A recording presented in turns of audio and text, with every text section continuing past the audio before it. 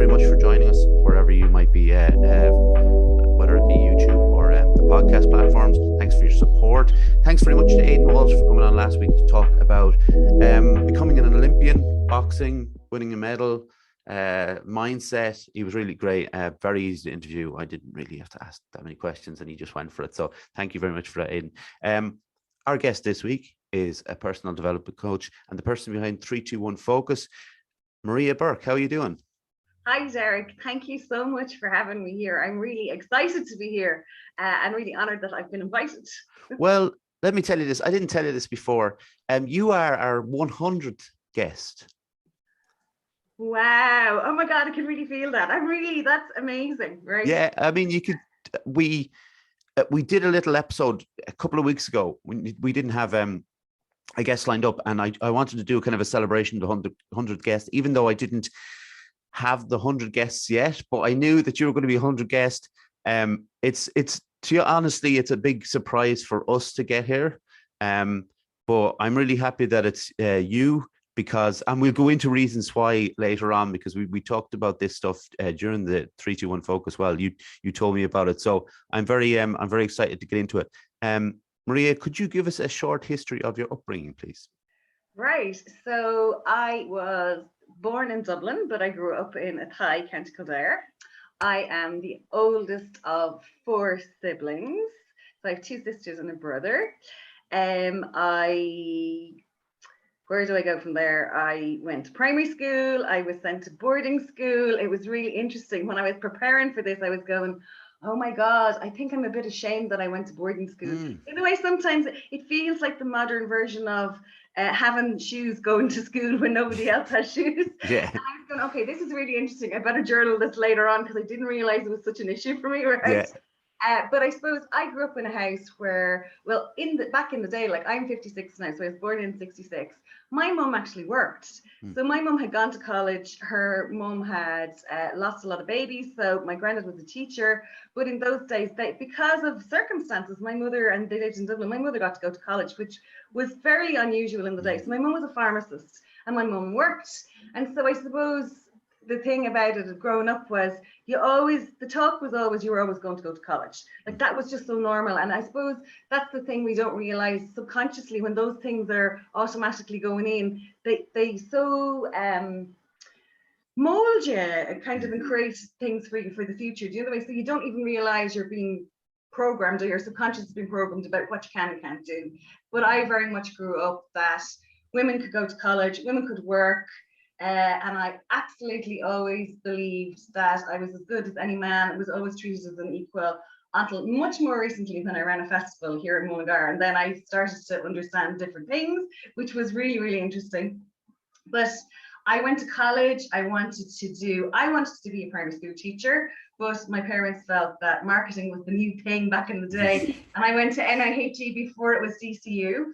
And I was the girl who ended up pregnant in my 3rd year in college. I was away in Germany. I went to the doctor to go on the pill and he said, I'm sorry, you're too late. Do you want an abortion? Right? So I have a 35-and-a-half-year-old daughter, right? Who's an amazing trailblazer. And so then I had different marketing jobs and eventually ended up, I got married. I had 2 more kids with my daughter's dad. And then we moved to Mullingar, which was his town, to set up a business because growing up in the country, I very much wanted my kids to grow up and be in a school.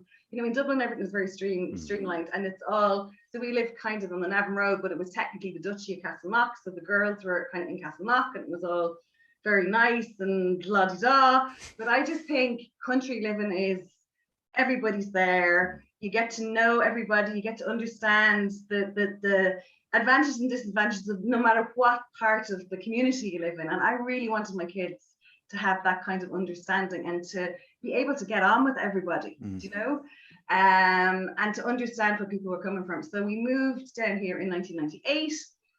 And then a couple of years later, I separated and I stayed here.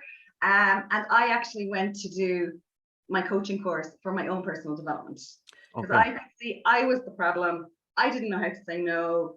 I had grown up believing my definition of being nice and good was actually not good for me. Okay. And I remember bringing my second daughter one day to get some horse riding gear. And I walked into this big, huge place over in Naas with all this stuff. And there was this big, massive sign. And I just roared out laughing and said, doormats, $2.99. And I stood there and I roared laughing. And my second daughter is very confident.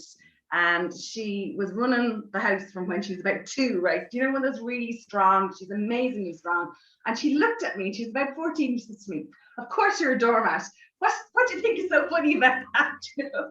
So she got it as well, but she knew, like, you know, so yeah, so that was kind of, and I did the coaching course for myself, and I intended to go back and become a primary school teacher because I really felt like, you know, it was time now. I had this feeling from about 1994, so coming up to around 30, it was like, I remember writing a poem and it was like, why am I here? What is my purpose? How can I be of service? So I was really, my soul was calling to me at that time, but we didn't talk about that stuff. And I was really quite depressed in myself because I had all these goals, but they were everybody else's goals. There was goals for the families, there was goals for the kids, there was goals in work. And I had a big international job. I sold internationally, but like I wasn't doing a single thing for myself. And I didn't realize that wasn't okay, or that I should have a different way of looking at things, you know? So that's kind of whistle stop tour. I like it. It's very informative, and it's kind of, I'll get back to that part maybe later about like not saying no, because it's an interesting kind of subject. But so when did you first become aware of mental health? Yeah, so I loved when you asked me this question in advance, because I was thinking my first real awareness was, I suppose, through my mum's work, and like everything was always confidential, so you could never be told about stuff.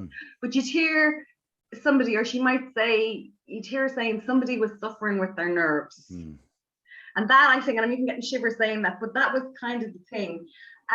But you always felt there was some sort of stigma around it. Yeah. You know, it was like, this wasn't a good thing. And it was like, it's almost like when you wouldn't want to be admitting if you were suffering with your nerves, because there'd be kind of a mark against you, or which I know now, like, I think to me, like, mental health, and I suppose the first time I became aware that I needed to work on myself and that there was this personal journey was the week I went to separate, and I was terrified of doing needless damage to my kids. So I reached out to somebody to find out how would I tell my kids in a way that was going to minimize the damage to them, and to make sure they would feel secure in this, and that their mom and dad still loved them. And that was really, really important to me. And that woman said to me, well, this is the start of your personal work. And I said, what do you mean personal work? To me, work was something you did. Like, I owned a factory, I was on a plane selling socks around the world, right? That was work. But to think I had personal work, at that stage I hadn't done the coaching course. That was back in 2001. And it was like, oh my God, this was a whole new thing. I had no clue. So that was my first actual facing up to it. But what I can see is, like, ups and downs are completely normal in life. And if we tell ourselves that there's something wrong with it, it's almost then that we create a problem, you know? And and certainly from doing some of the Esther Hicks stuff and looking at the emotional code, you know, that whole emotional framework, like, depression is at the bottom, and that to me is when you stuff your emotions down. And when you say to yourself, you're not allowed to feel this, which is a lot of the time how, well, certainly I was brought up. It's like, it didn't suit if you weren't feeling this or you weren't feeling that. You had to be upbeat and getting on with it, because, well, that's how everybody, you know, parents manage a busy life. You get kids coming with them, and it doesn't work for us all, you know? Yeah, I agree. So would you be, I think people have this false idea that like a personal development coach or a life coach should be, you know, have it all sorted out and be very confident in everything like that. Would you be a confident person now? Because you talked a bit about, like, you know, the journey back then and why you wanted to do the course, but would you describe yourself as confident now? Yeah, well, I think what's really interesting, Derek, is that if I look at who I was 20 years ago, because it's 20 years this year since I separated. So this time 20 years ago, I was agonizing in myself about knowing I wasn't happy and what was I going to do, and there was going to be fallout because we employed 25 staff, so it's going to be like big fallout. I was the salesperson. So if I look at who I was in work, I would have been very confident in work.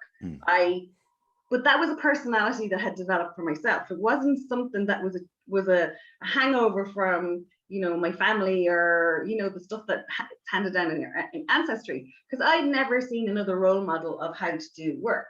I just knew, I had my sense of who I was, and I'm like I suppose I'm very kind of organized and focused, and if you give me a task, I'm good at, I'll find a way to make it happen. I've always kind of been like that. And I very much grew up in that kind of house where, and I now understand as well from doing another course, but that's not you. Not everybody feels that way.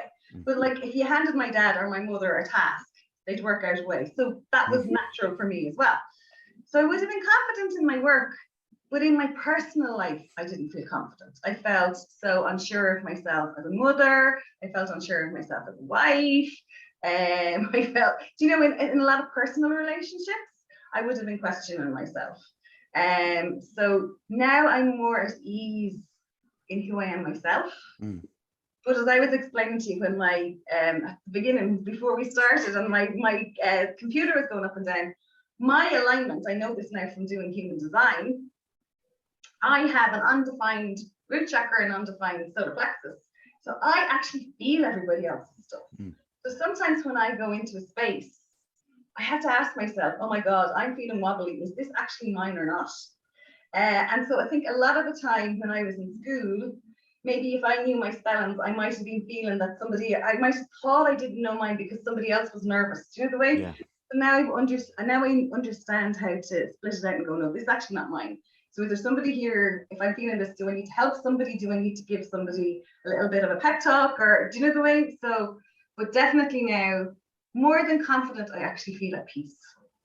Yeah, I kind of, you know, it's a funny thing, and we will talk about the 3-2-1 focus. But the as I was, you know, getting the email from you every morning and getting to see you and hear you, I would get that kind of impression without having met the person, that they're quite calming to be in the presence of. And I think it's interesting to me, like, we talk about like having to check in with yourself every day, and it's something that you do, and it's something that fortunately I've been learning to do, and again we will go into it.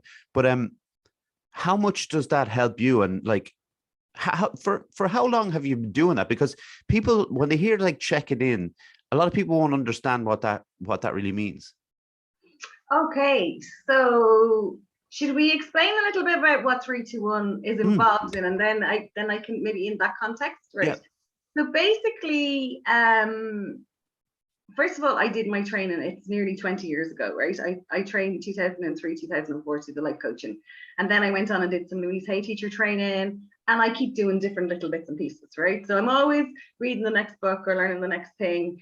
And I find that whatever's going on for me, the people who are a mirror for that show up in front of me, either as clients or friends. Do you know, so we're on our journey and there's mirrors around us all the time.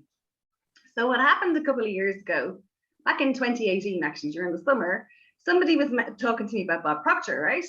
Now, I'm not drawn to Bob Proctor. I know he's fabulous and he's done great stuff. But you know the way, I think it's why there's so many different self-help books, or so many different things for any particular discipline. It's like we all resonate and vibe with different things, and maybe you vibe with one thing or one person at a particular time, and then it's somebody else, right? And that's all cool.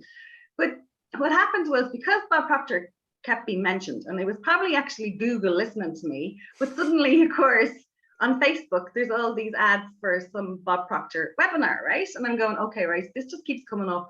You know, don't be such a cynic about social media. What's the harm in listening to a 1-hour webinar that's like constantly coming up sponsored in your feed? So I listened to it anyway, and I was going, okay, there's nothing actually in here that I didn't know already, right? So, but I always go along with an open mind, because you just never know. It might be only one sentence that really tweaks, and it's the next little piece of information that you need. So that was grand. And then I started getting like these emails, like the next follow-up and the next follow-up. But then about 2 or 3 days later, there's one about his 14-point plan. And so I said, okay, I'm going to read this now and I'm going to see what it's about. And he talked about how when he goes to start a new business, he creates the story of how he wants it to be. And then he reads that every day for 30 days. And then he shortens it down into a couple of sentences, and then he might carry that in his wallet or put it somewhere else, just so that, it's all about putting a positive image into your subconscious. And I was going, okay, well, I know all this. I do a lot of this all the time, right? And what happened though was I mentioned it to a couple of friends. I said, I'm going to actually do this now, right? I'm going to do the story for the 30 days.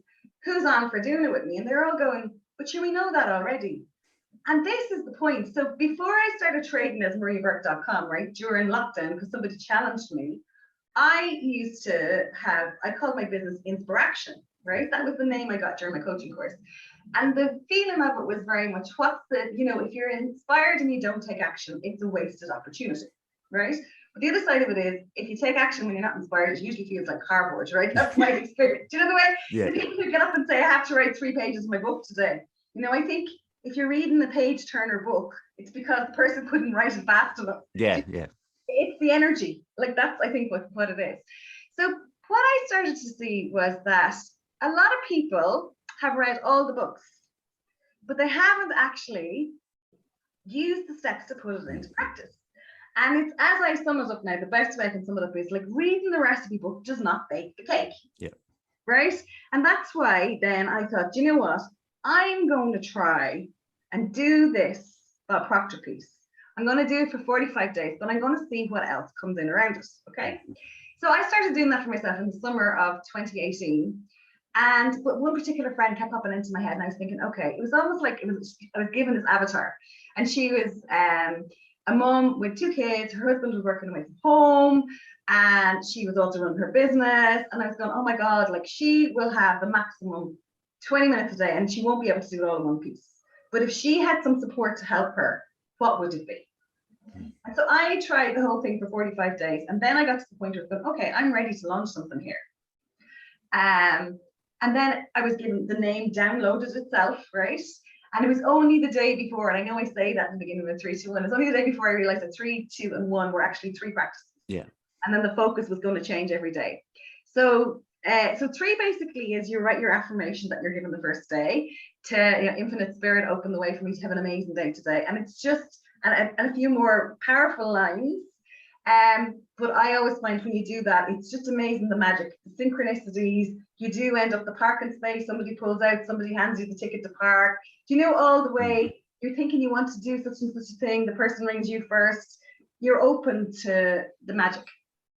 The second thing is the guided meditation. And again, that was like very much all about love, because at the end of the day, like, love is the highest vibration, and that's who we truly are.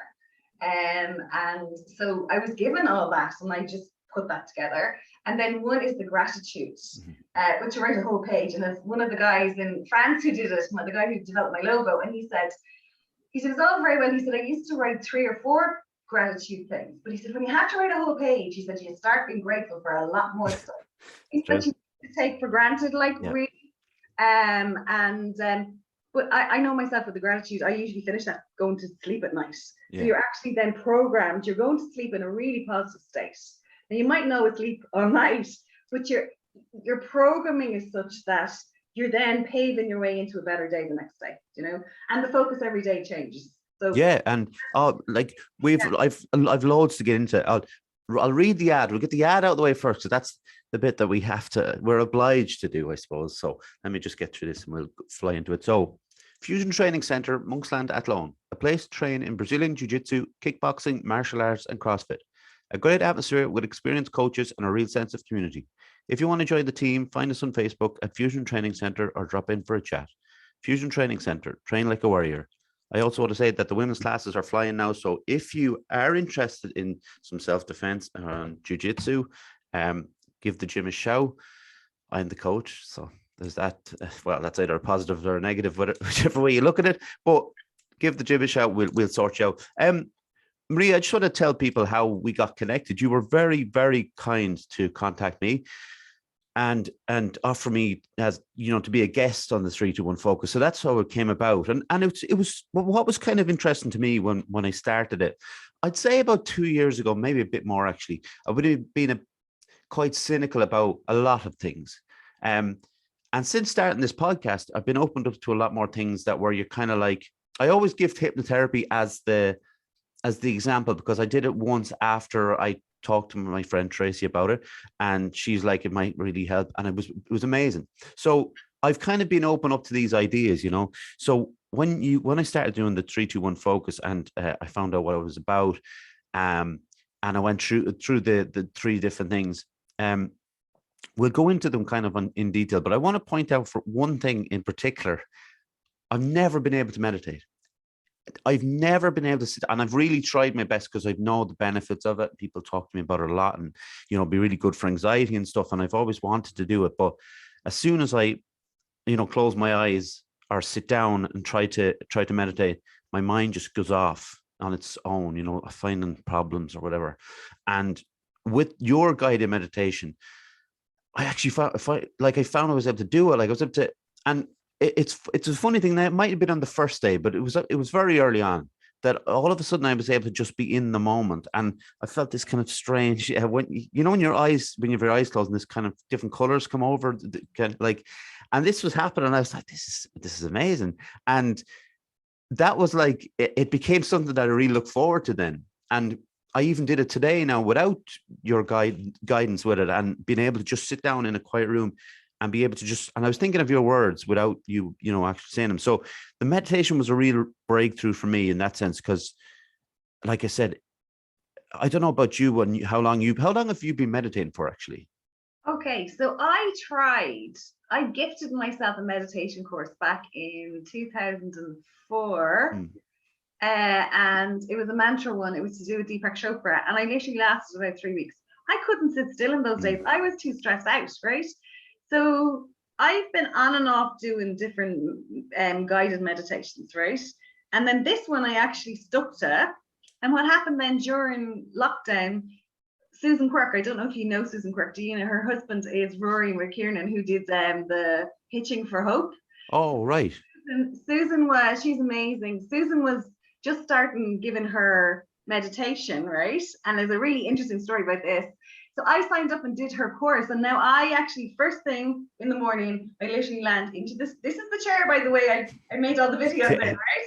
But it's also the chair I land in here. It's like muscle memory. I just walk straight down. I sit down here. And like this morning, I just meditated for 30 minutes. So I don't actually use that meditation very often. Sometimes I do it at the end of my mantra one. But like, so I'm only doing it quite recently as well. I just couldn't sit still to do it either. And it was like, I used to just be so frustrated with myself. But Susan's is fantastic. I highly recommend it. But the interesting story in the middle of all this is, so I didn't know Susan when I created 3-2-1. But I found a fabulous article on Lust for Life with this guy, Jody Pollard. And I thought, oh my God, this is a fabulous article. And it was only afterwards I realized Susan was the one who wrote that. Oh. And she, I had already then become my meditation teacher.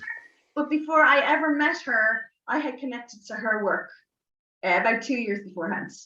So it's just so amazing how you don't even realize you're already on, you're already kind of reaching out to people who you're going to be connected with in the future. Like you can't make a lot of this stuff up. No, I get, and it is funny that about, something that I've been really looking to do was to meditate.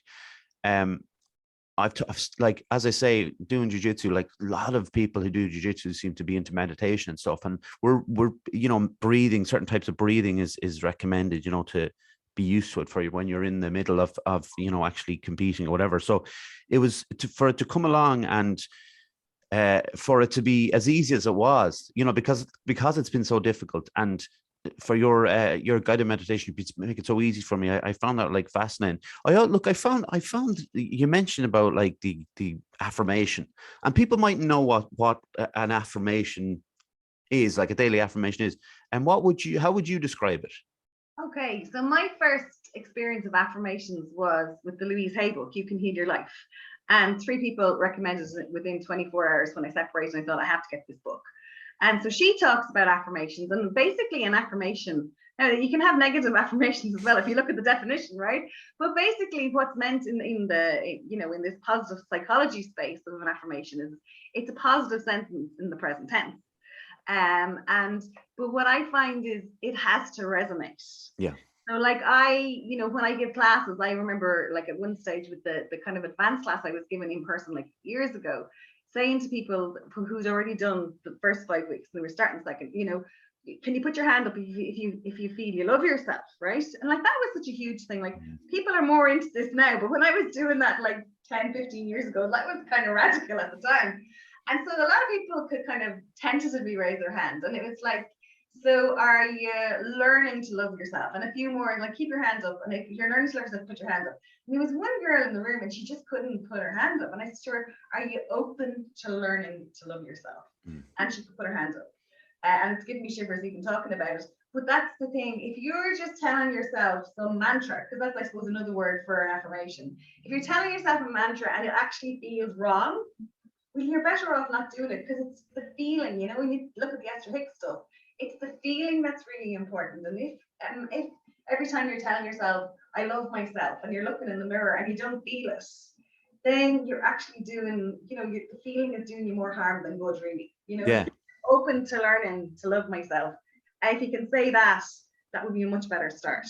I think what was really great about what you did was with the affirmation, if someone said to me, just sit down, write a positive affirmation for yourself, I might have got something out, but it would have been more in just trying to get it out because someone told me to do it. But you gave a guide, at the start, and a positive guide, and then we kind of worked on it. We added bits and pieces and stuff. There was a couple of bits in it which on your guide one was like, I am safe, was one that I wanted to hang on to, because it meant a lot to me with anxiety and worrying about stuff that needed to stay there. And there was another one about having a good day. I will now have a great day. Those are kind of the two I kept, will say. And then the other ones kind of, they didn't change completely. They maybe just the wording changed. But then I like the first thing I added maybe like 4 or 5 days in was, I am thankful to have found meditation. And that became like a big thing, and then I was able to, and as it went along, which was really great, like, and it was, I will say, if all this was just your emails coming in with just words, it would have been great. But the fact that you made a video for every day, I think that's, for me in particular, and I'm sure for many others, was very important to have you there to I think I'm better when people are speaking to me rather than reading and, something and taking it in that way. But I do like the fact that the affirmation begins with your guidance, but it ends where like I wanted it to be. I think that was, and I'm sure you've had the same feedback from other people. Yeah, well, that's interesting. So yeah, I don't think anybody's explained it exactly like that. Right. And I think, I'm sure a lot of people probably would identify with that. But the really interesting thing for me was, right, so when I went to start it, like I literally knew it was 3, 2, 1, and the day before I realized that 3, 2, 1 were actually 3 things. It wasn't just 2 things. And then there was the focus, and then of course, as we know, the focus gets split, but it's like so straightforward, isn't it?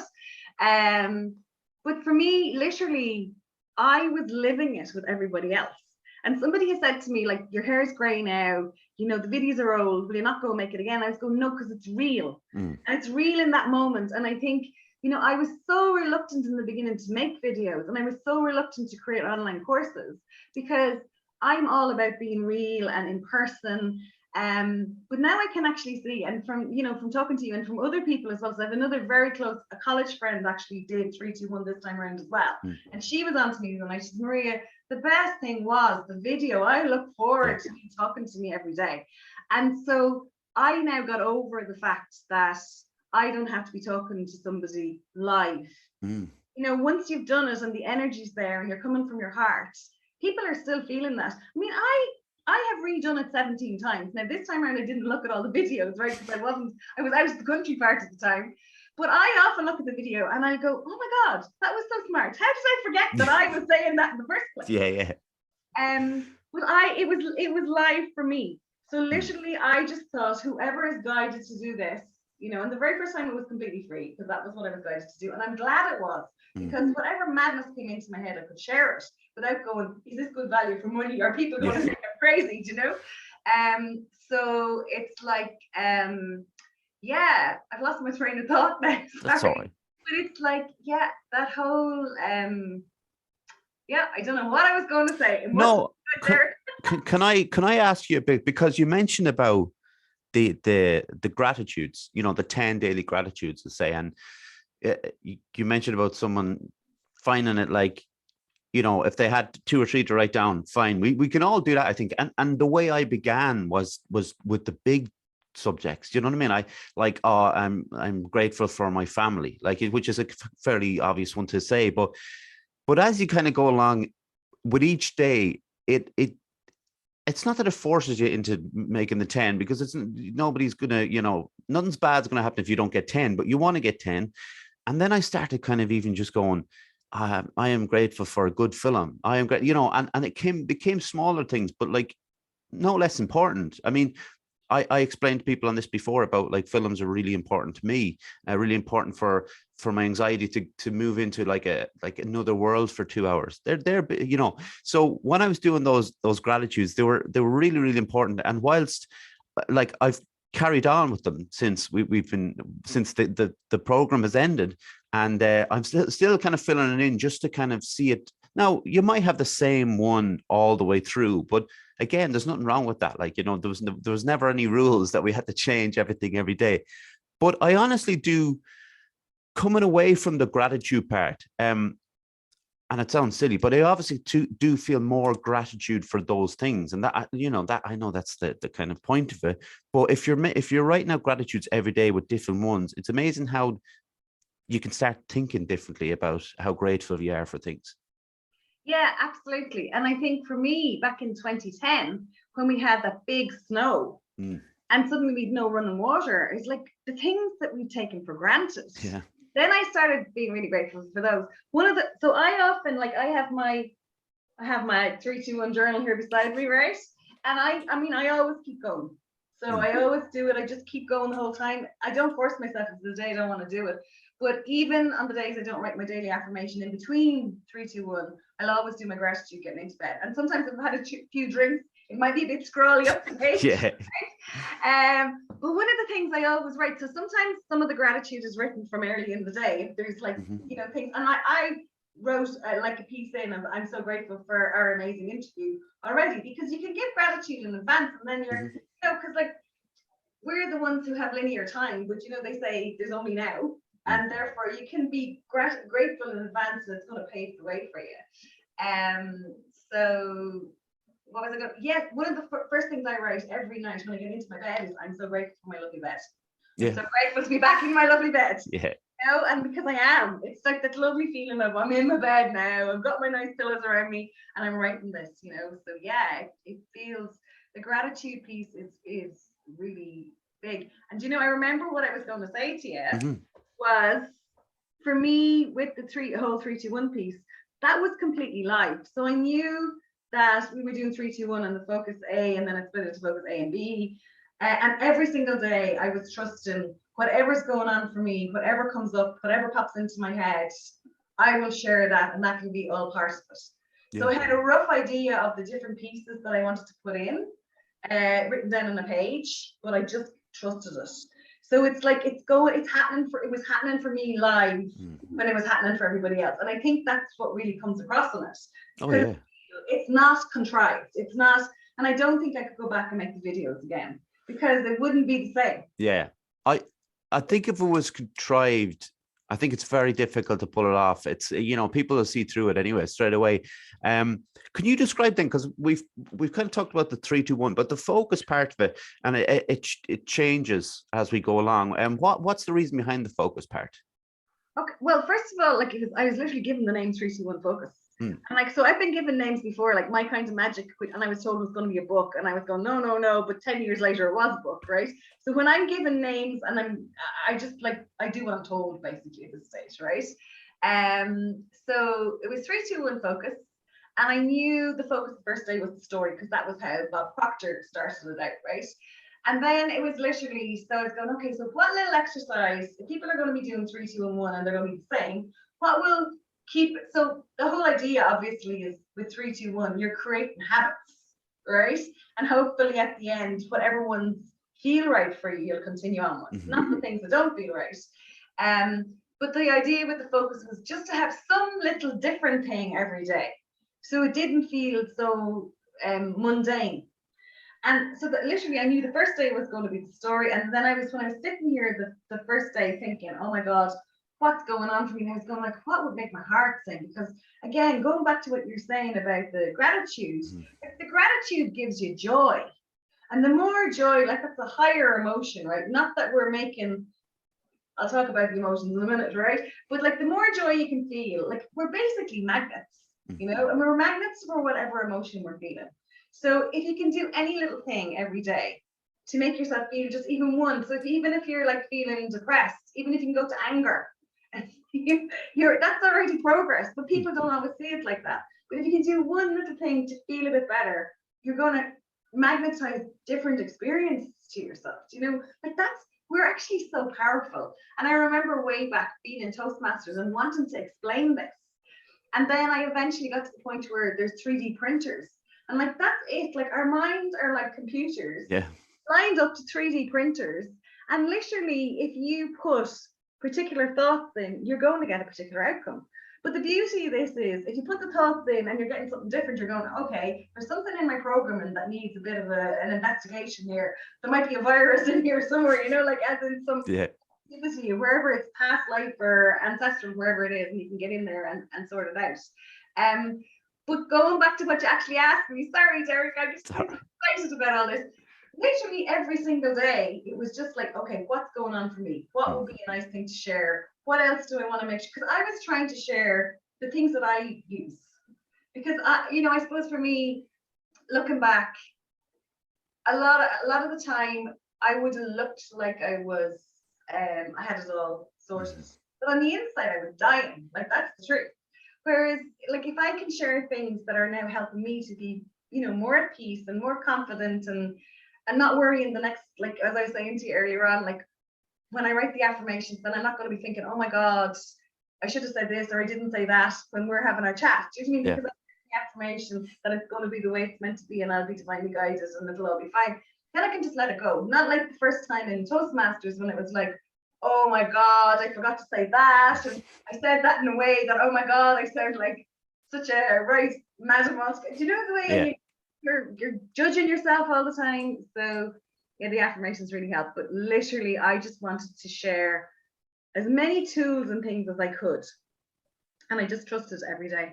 Yeah. And it's wonderful because like you said, developing habits was one thing that, happens pretty quickly with the program, really. And the focus thing is that I think you said your friend said you're looking forward to the video, but you're looking forward to seeing what the next part of it is and see what you're going to change or what you're going to add to what you've already done.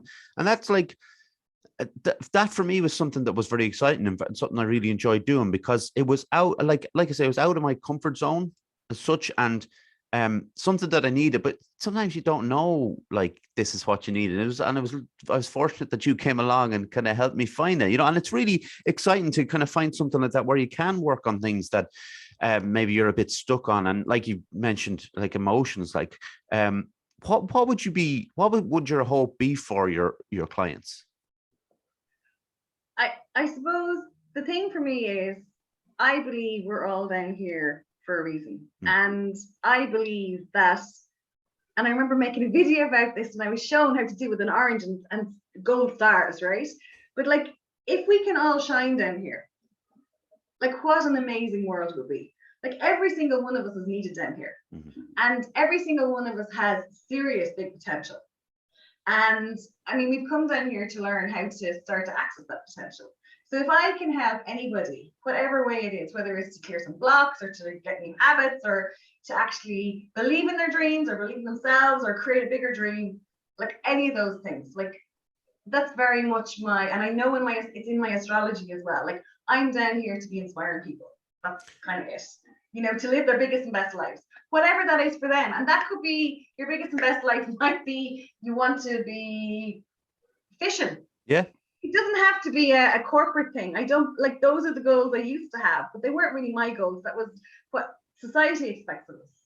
Now the things that for me that are important are like, good friends and good relationships and being at peace. And yeah, I love being out there. I love talking to people, but then what I really know now is I really need my peace. I need my meditation, and I need quiet, as well. So like I can see, we're all changing all the time, but yeah, I would love to see a world where everybody believes in themselves and feels that they can actually be themselves.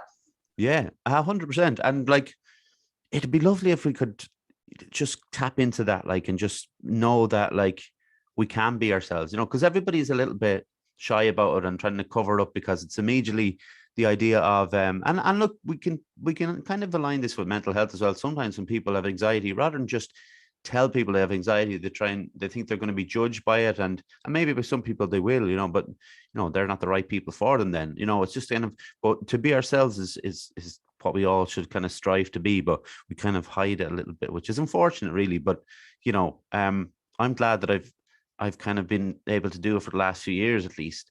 But I'd like to think that the people that I love are able to do it as well. So what else? So we obviously talked about 3-2-1 focus. What other services do you provide for your clients? Okay, can I just comment on what you just said about the anxiety? Of course you can. Came in really strongly there, right? I wonder to what extent were people feeling anxiety anyway, and it wasn't okay to say it. Because I know a couple of years ago, I literally was having such bad panic attacks. I had to hang over the side of my bed because of the pains in my chest, right? And I wouldn't tell anybody because I didn't want to burden anybody. And I remember actually at one stage telling a friend, and she said to me, "Oh my God, you can't fall apart because you're the person who keeps the rest of us all together." And that was putting even more pressure on me. So it wasn't okay for me to fall apart, right? Yeah. And maybe falling apart would have been the best thing for me, right? But I was lucky to go to the health food shop that day, and a very good friend of mine happened to be giving a talk on anxiety, and it was all sorts of things that you could get in the health food shop that would like help you like with anxiety, and then and again doing the meditation and stuff, all those things. But I think sometimes for me, and I don't know if you would see this, but I wonder, was the anxiety because I wasn't giving myself permission to do what I knew I really needed to do, Yeah. And I'm just wondering, like, I'm thinking of my dad, right? And you remind me of him quite a bit, right? He was an amazing man, but kept everything to himself and like had a stroke at 48 and multiple sclerosis and was dead by 63. But I wonder, like, how many men don't talk about what's going on because they're meant to be, because I suppose I know on my astrology chart I'm the nearest thing to alpha male and a straight female you can get, right? So I really identify, and I think that's why a lot of men feel really comfortable with me, because I've got this kind of very yang kind of energy, right? But I just wonder how many people are actually feeling anxious and they're not telling anybody. It's one of those, it's an interesting thought, and it's probably a figure that would surprise us an awful lot, and I think that's, what, like we talk about on here, and like you talking about it, and like everybody coming on who's spoken about different things to do with mental health or whatever it might be. And, it's hugely rewarding to kind of be able to put that out there. But I think, a few people have come up to me outside of the podcast and talked to me about it, which is, again, it's very encouraging that people are able to do that. But yeah, it's an interesting one to think about, like how many people aren't, and like you say, if it's stopping them from being themselves, that the whole anxiety thing and not being able to kind of just say this is what they're dealing with. And maybe like another thing that I kind of think about sometimes is like, people don't know why they're anxious. So they feel that they only know half the story. So they're not able to come out and tell people that they're anxious because someone will say why and they won't have an answer. And maybe it'll be dismissed out of hand. Whereas it's okay to just not know why you're anxious and still come out and talk about it. I think that's a hugely important kind of thing to put across, because nobody's judging people on those things, like, but they're really, I should say, from my point of view, nobody judged me on those kind of things. I shouldn't say for everybody. Yeah.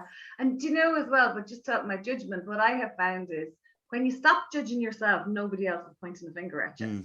It's like you have to get over it nearly yourself first. But one of the things that really helped me, and you mentioned that, and that's exactly why that sentence is in there. I am safe. When I used to be so anxious, I would be terrified. I remember in the beginning of the recession, suddenly, like, because I'd started giving my courses and they used to fill by themselves. And this is like the in-person courses. And then suddenly it all dried up because like personal development was a luxury and we weren't doing it anymore. And I could see like everything disappearing. And I used to actually be terrified going to the post box because what new bill was going to come in that I had no clue how I was going to pay. And then I had to catch myself and realize, because once I'd open it, I'd be going, do you know what? I'd either have, my dad used to send me signs and numbers and stuff. There'd always be something for me to go, no, I'll have hope. I'll work it out, whatever. So I had to stop myself being triggered in advance of going to the post box. So I was going, hang on a second here. Watch what you're doing. You get terrified. You go to the post box. You open it up. You work out. You can sort it out. So why do you need to put yourself into all that anxiety in the first place? But I used to literally sit. I would write pages of "I am safe," and with the full stop, because if you don't put the full stop, you don't mean it. Yeah. I would write that until my whole system would start to settle down. That's, the full stop thing is new to me. I just like, I like to think I keep to grammar and stuff. I'm not gone into the texting life just yet, and I like to think I keep grammar good and, but the full stop, like I'd always finish with a question mark if it was a question that is just kind of there. But the full stop thing was so interesting. If I look back over these old copies that I have of questions and even just comments to make, the full stop isn't there. You brought it up, right? You mentioned about having the full stop in there. Immediately, I was listening to a podcast and they were talking about the full stop. And they were saying that in text, if you don't put a full stop in, subconsciously, that means that you want the conversation to continue. You put the full stop in, it means, we're finished. But that was something that went back many, many years, that the full stop was the meaning of it. The full stop, it's over the conversation. And like because you mentioned before, things happen for a reason. And this was just so interesting. I was listening to the podcast and full stop thing came up and I said, Maria just said about that full stop. It was such a bizarre thing, but I have been so careful since then with my full stops. I've been putting them in everywhere. Yeah. Well, the interesting thing was, and this is what I love about giving in-person courses, is that it was actually a girl who came to my Jumpstart Your Life course, which was something that happened and started all by itself back in 2006. And because then when you get the feedback in the group, people always share, people who come to courses tend to be course junkies and they're always learning something new. But she shared this about the full stop. I went to my press, and at the time I had a habit of keeping old journals. I had I think something between 12 and 20 journals with no full stops anywhere, with all these affirmations about being free and being abundant and all the rest. And obviously, because the full stop was I suppose drawing the line in the sand, I had none. And then not only did I start putting the full stops in, I actually then started a habit of, once I get a certain, get to a certain point, I go, okay, this journal now needs to go. And I just burn it. Right. Yeah. Use my sage as well to kind of send it all off. But I have my good 3-2-1 journal here beside me for, all the daily affirmations and stuff. I have actually the one for the previous 3-2-1, and I kept it going all the way on to the day before we started. As soon as this 3-2-1 started, I got all of that and I did a little ritual, because I've come to realize rituals are probably what our great grandparents, our ancestors did. They're really important. And I did a little ritual and said, thank you so much for that amazing experience. And I'm transmuting all this now. And if there's anything else that's meant to come to me, bring it on. If anything I need to let go of, I'm ready for a new story, and I let it off. So, but on a daily basis, when I would be clearing stuff, right? And it's really interesting about the emotions as well. I don't know if you did that exercise about the addiction. Yeah. Because that was huge for me. And it really helped to clear a lot of the anxiety doing that exercise. But I, on a daily basis, when I do, and I often would be releasing the need for whatever it is, I would burn those straight away. And I have the sage, and sometimes the sage just takes off, and the whole wand of sage would be all burnt. So I'm going, okay, thank you so much. This is something big moving out, and Yeah, cool. And it's just, but people use your full stops. It's actually an important thing. So what other services would you provide for your clients then?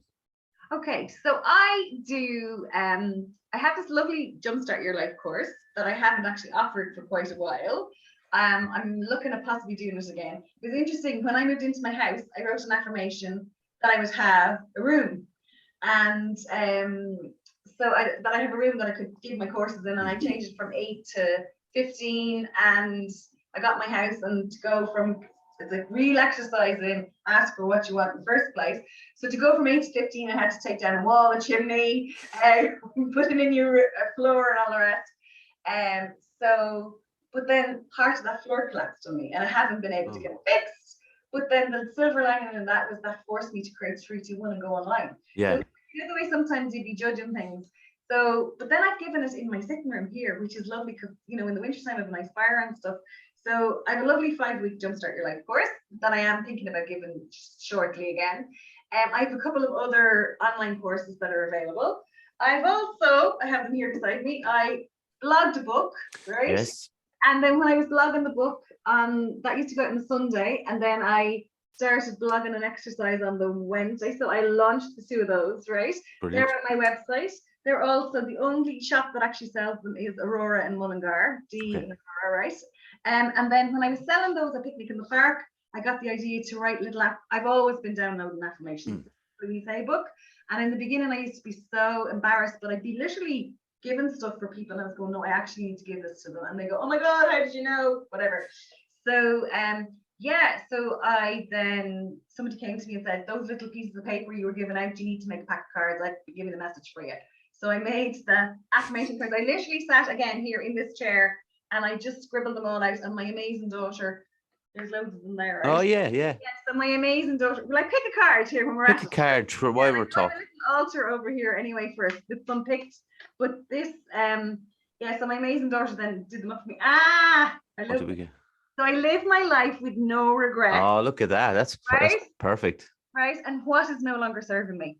Okay, right. Well, I'm gonna have to write those out later on. But I love the idea of that, because it's almost like what we were doing in the 3, 2, 1, because we're given different things each time. Like you say with the focus, and I think that's really important because of that.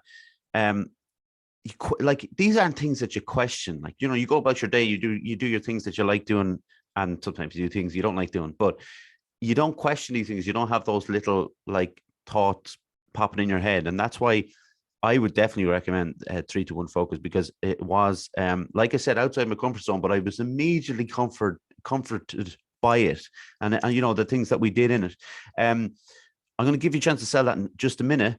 But first, because this is a question I ask all the time as well. What do you like to do in your spare time? Right.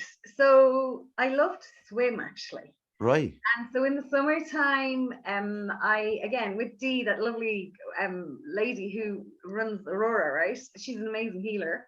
We go to the lake here out at Tuddenham for a swim in the summertime. I'm a real, if you look at the,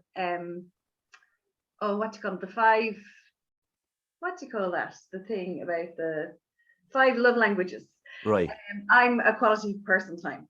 So, so I love to meet people for coffees. Like, I like deep, meaningful conversations. I don't like, chit chat, that bugs me. But I love to have, coffees, meals, chats, like something that's deep and meaningful. I also love movies, like what I've been watching for the last few nights, right? So I was watching Netflix for a while. Now I'm on the Disney.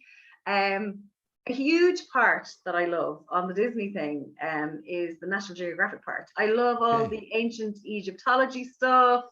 I just feel very connected to a lot of that, right? And I had a very interesting, I've just been in Cyprus on a kind of a work holiday thing a couple of weeks ago, and had a really, really amazing experience. The kind of one that Brian Weiss talks about, many masters, many lives. And he talks about like where people go and they suddenly, I knew my whole way around the old town, and I just had this real sense of I'd come home. So it was really, really amazing. I like to read kind of spiritually books, I suppose, kind of personal development books. But then I find that's a bit too worky. Do you know the way? So I have to kind of catch myself. But I also, what I did this, now that I've got Disney. So last night I watched Entangled. I've never seen that before. My kids love animations, right? My kids are like adults. My youngest is 30, but that's his thing. We sit down, we watch animations together. So my children have a very healthy inner child, right? Yeah. So I think I watched Rapunzel. That was Entangled. I watched Tarzan, and I'd never watched Alice in Wonderland before. Oh, right, yeah. And it was made in 1951. I remember having an Alice in Wonderland jigsaw as a child, but I had Yeah. never actually seen the movie until the other night. I don't think I have either. Yeah, so that's on Disney Channel. It was really interesting because you could see actually there was the teapot that ended up looking a bit like Beauty and the Beast. Yeah. You know, you could see out where the influence came down in Disney afterwards. So yeah, so I like all those kind of things. That's a lot. That's a pretty good amount of stuff, to be fair. Like. Yeah, well, I suppose like I'm bold though. Like I don't like going for walks unless they're for a reason, if that makes sense. yeah. And this like walking around the block just for the sake of it, I can't be doing that. I love yoga, and I have a great teacher. I love that. She does fabulous urban retreats, and I love the old cacao ceremonies. But yeah, I'm kind of very much a people person, and yeah, I can get that kind of meeting people for proper conversations. It makes a lot of sense. So you want to just chat a bit about 3-2-1 focus and what's coming up for you? Yeah, so the next 3-2-1 focus is going to start on the 13th of October. Okay. And it runs over 30 days. It always starts on a Thursday. Just kind of eases you into it for the for the start of the week. That was what I was guided to do. And yeah, so if people are interested, probably the best thing to do is there's information on my website. The copy is actually going to be updated shortly. But if you go to my website and if you sign up for my newsletter, there's a €25 off code for anybody on my newsletter. So I had made the decision last year to not keep discounting stuff and to actually value everything more. And I said, okay, so I'm going to give this discount, and it's a perpetual discount for anybody who's my loyal fans. Yeah. Now, I don't mind if somebody signs up for the newsletter just to get the code. I don't care. I don't want anybody staying there on the newsletter who isn't happy to be there either. To be honest, until lockdown, I used to make a dressing gown diary video every single week, where I used to make it in my dressing gown. It was like the nearest thing to the naked truth that was like allowed on the screen, right? But then I just got to the point where it's like, oh my God, these are just all shoulds. And it made me, again, I think that's what you were talking about a minute ago, is like doing things like this makes you actually start to question, makes you more self-aware, makes you question, is this what I really want to do? So I have to do that and like walk my own talk. So I haven't done that many newsletters since, right? But if people want to sign up to my newsletter, my website is mariabourke.com, Bourke. Yeah. And if you sign up to the newsletter, you'll get the €25 off discount.